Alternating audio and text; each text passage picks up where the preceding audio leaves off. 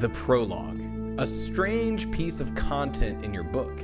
If you decide to write a prologue, then this is some additional piece of storytelling that exists in your story because why? What exactly does a prologue do that a first chapter can't do or can't do as well? Today's episode is all about the prologue. We'll look at some famous book prologues, movie prologues, discover exactly what a prologue is supposed to do, and reasons you might want to avoid writing one. Welcome to the Writing Theory Podcast, a podcast for every level of writer. Everything that we discuss here on this podcast is about pushing you to the next level of storytelling.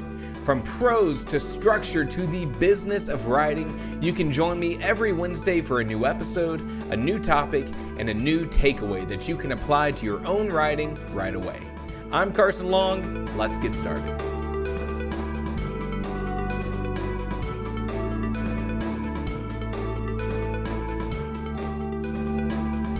I find the prologue such an interesting idea. I mean, currently in my own writing, I haven't really found the need to include a prologue yet. And so when I read other stories that have prologues, I'm always thinking about what the decision was behind that part of the story. Is it purely like marketing, putting something cool and exciting at the beginning of the story so that the reader is immediately drawn in? Or is this prologue something that's truly like a critical part of the story? What makes you want to include a prologue versus decide you just want to start at chapter 1? Is the prologue for so many stories an optional thing or a necessary thing? And so I think the best way to answer that question is to look at a few famous prologues that you might be familiar with.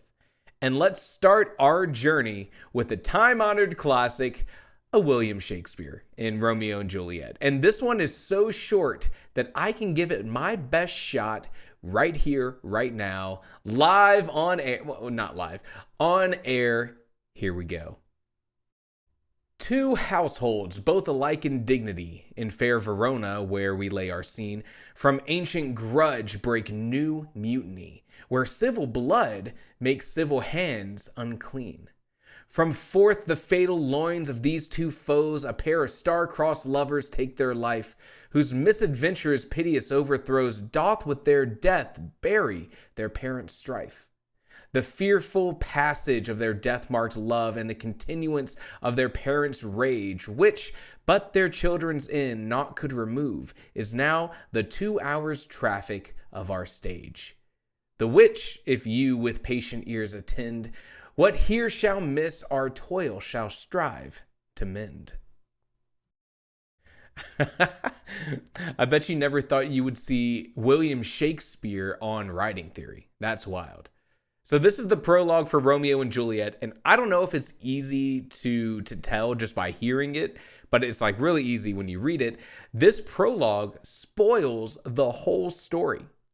In fact, it does a couple of different things in addition to that. So first, it gives us the context for the story. What do you need to know before we experience all of these things we're about to experience? It says, two households, both alike in dignity, in fair Verona, where we lay our scene. We have a location.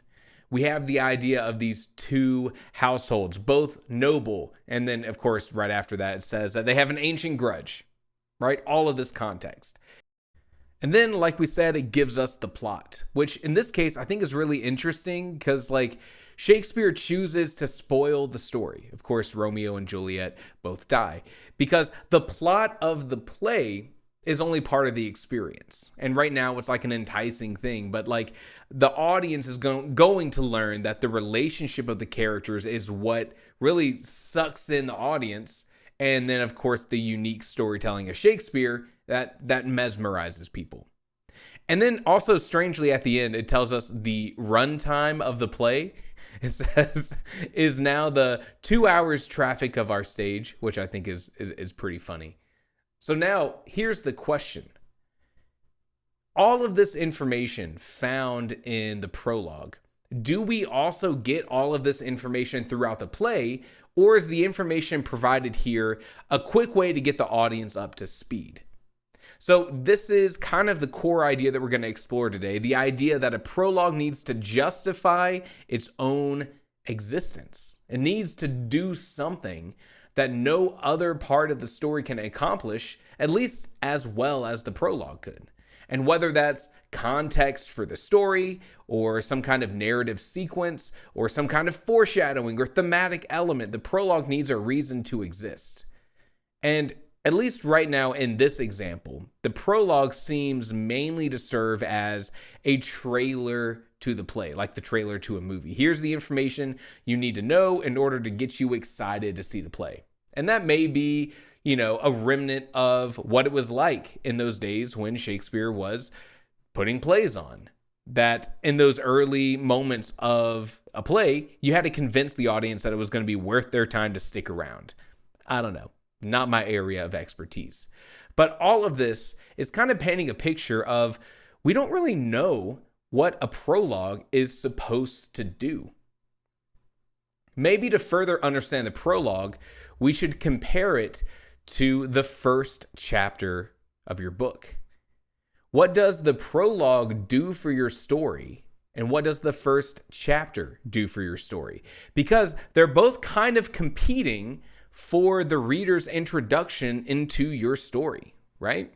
And we can pretty confidently say that the first chapter of your story is the true introduction to your story. It's the opening image, the first exposure of your characters, the first exposure of the world to the audience. I mean, it is the true beginning of your story. You are actively working at this point to introduce characters, build the world, themes, begin the plot, all of that good stuff. But the prologue doesn't follow that same structured introduction.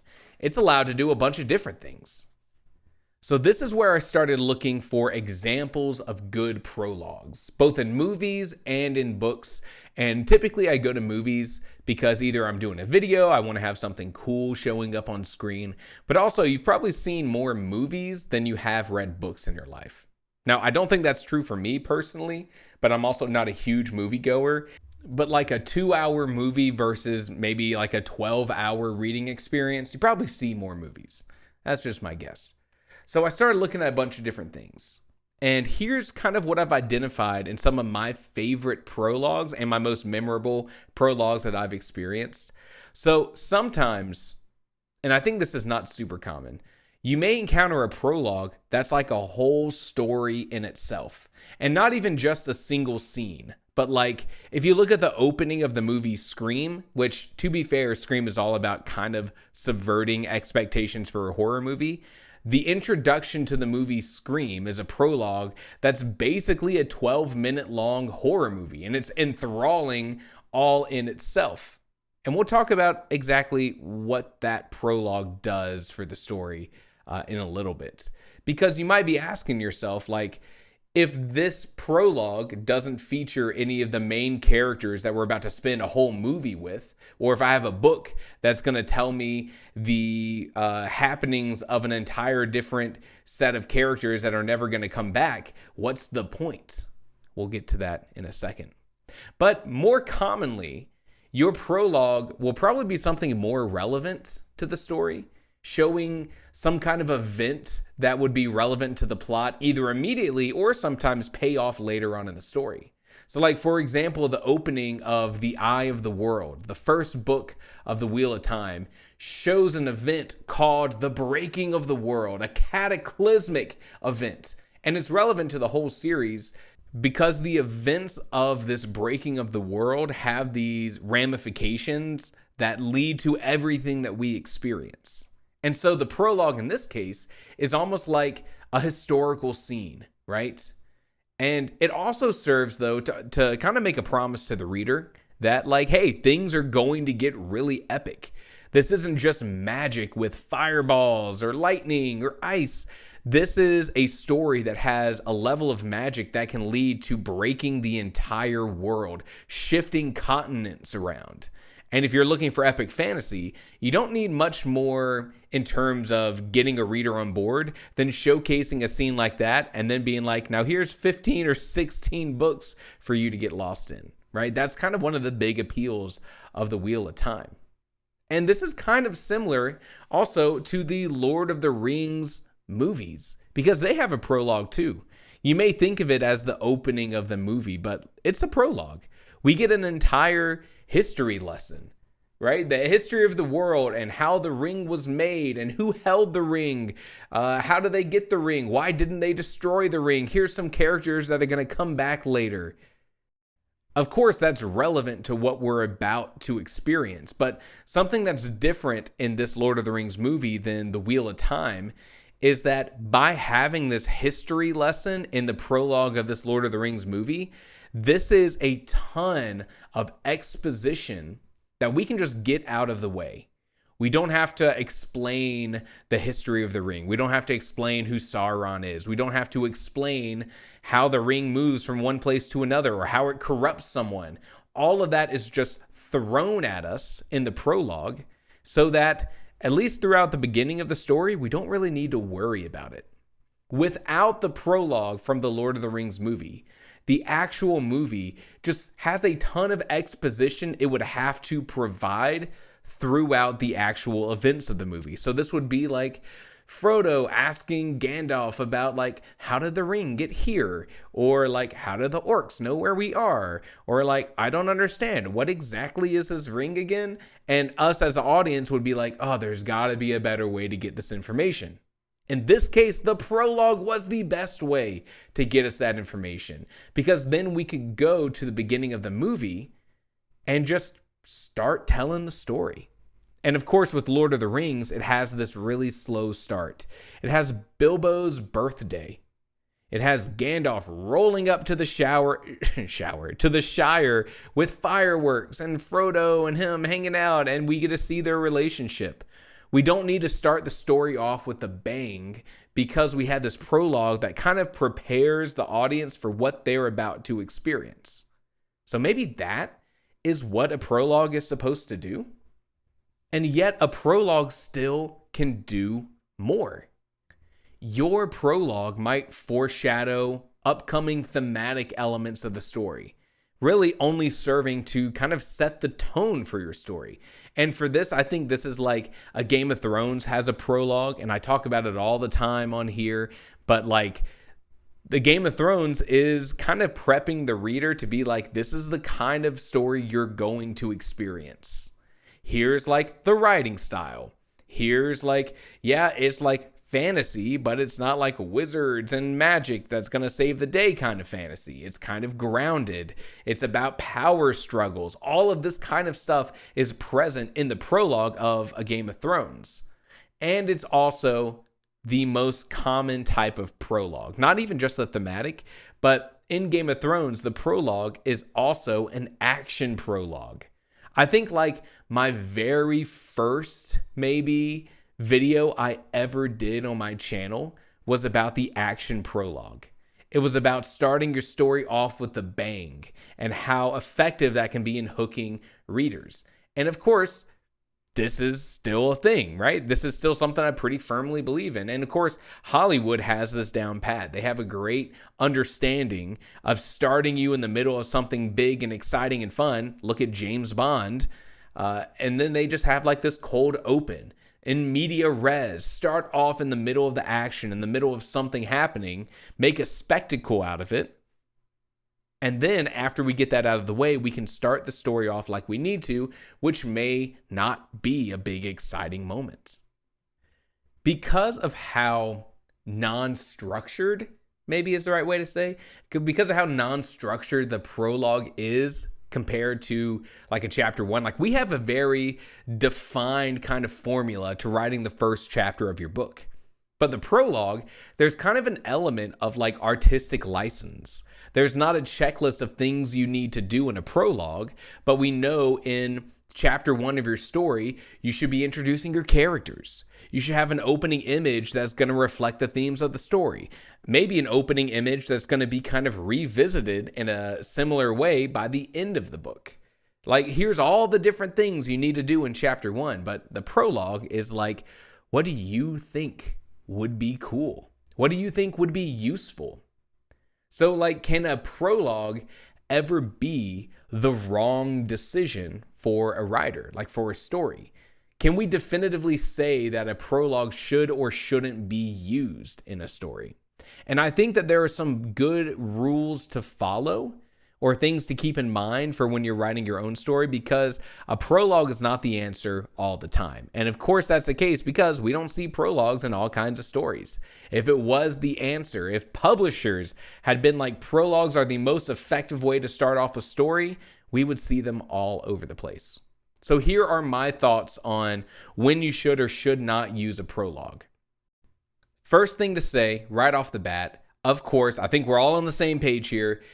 Beginning with chapter 1 and everything that happens after that, your story should be able to stand on its own 2 feet, whether or not you have a prologue, whether or not you think it should be required reading before getting to your story.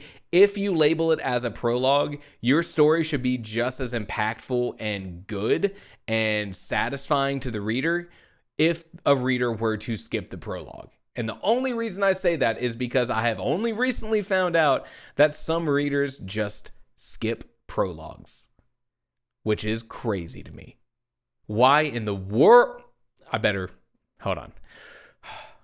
I can't let myself go on that tangent. It would only bring bad things.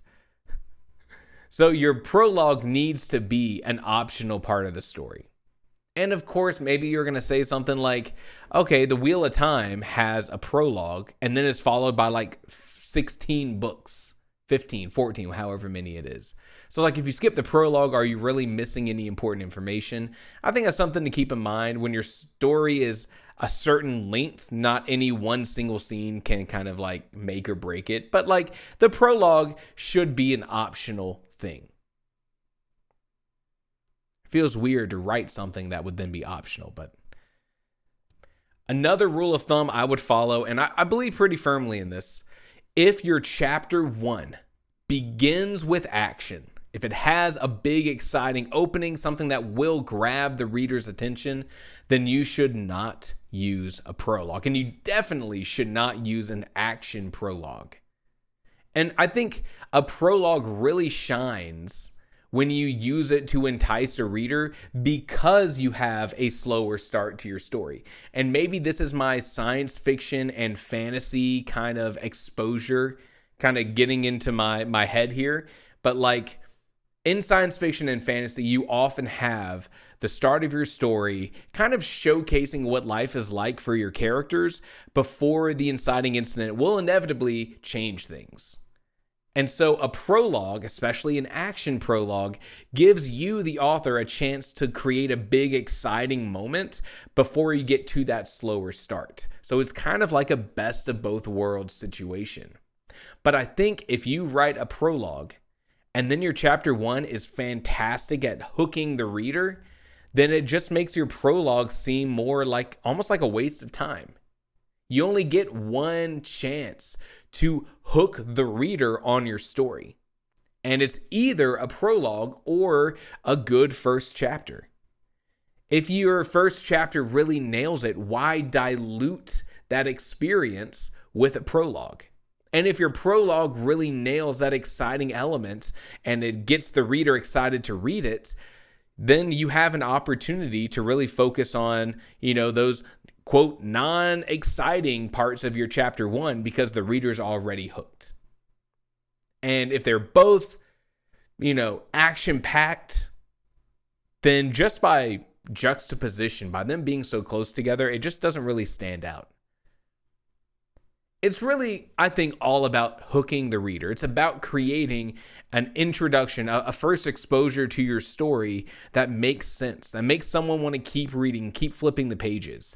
I don't think we live in an era where your story is kind of like made by the introduction. Definitely not by the first paragraph or the first sentence. When I was growing up, so many classes that I took talking about writing, where like your first sentence needs to entice the reader so much that they want to read the rest of your story. And if you don't do that, no one's going to read your story.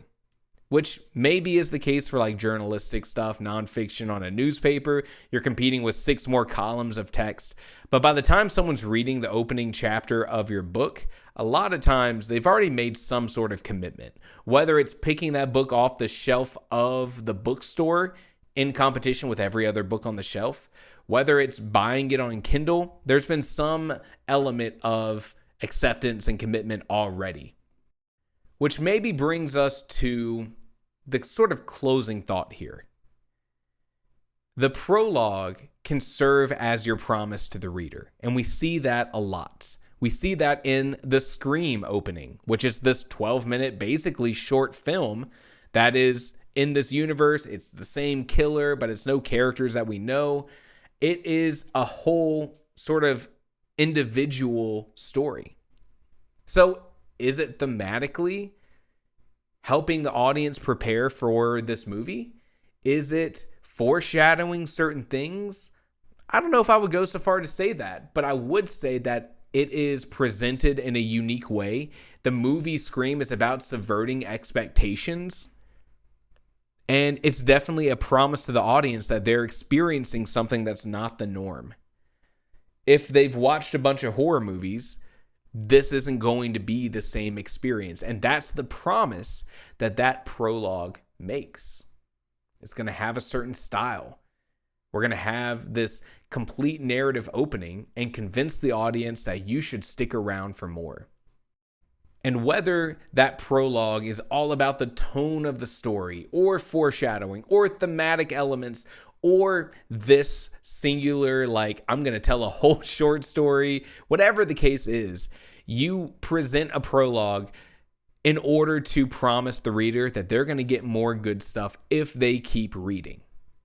If you put in the time and effort into creating a really good first chapter that has that hook, that great introduction to the world, I don't think you should also write a prologue. But if you can work a prologue into something that's attention-grabbing enough, then I think you buy yourself time to have that slow burn start to your story. Which maybe that's why thrillers and suspense novels don't often have prologues. But fantasy and science fiction do. They adopt that slow burn mentality. Readers expect a slow burn. So my question to you is this. Do you have any favorite prologues? Do you have any prologues that you think just like completely change the way that you look at a story? Or on the opposite side, are there any prologues that you've experienced that you think are almost like a waste of time? Sometimes we might get really attached to the prologue of our story, the opening scene of our story, but maybe it's a kill your darlings kind of thing. It can't just be good.